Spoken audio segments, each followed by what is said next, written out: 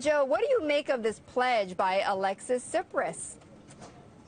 Yeah, I mean, I think, look, right now what you see is the beginnings of a negotiation, I think. So basically, the new Greek government is doing everything it can to show it's absolutely serious. Everything that it campaigned on, it's not going to give an inch. You can see it from the party that it selected in its coalition government. You can see it in what it says about privatizations.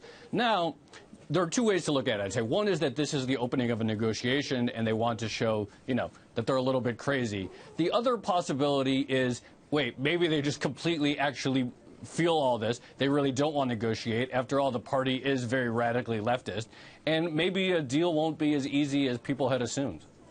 Maybe it won't be. And look, much has been made about this new finance minister, Joe, that he has appointed, Yanis Varoufakis, who, on his way into being sworn in, said, look, I'm vocal about my opinions. I'm not going to stop blogging at all. And in view of that, he said, quote, the time to put up or shut up has, I have been told, arrived. My plan is to defy such advice. So, people are wondering whether or not, he's got this sort of lineup of renegades here and what that's going to mean with relations with Europe.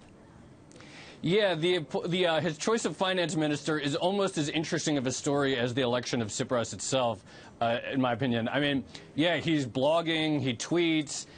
He's going to stay blogging and tweeting, which is really cool for the rest of us in the news world. Right. We'll get to follow it.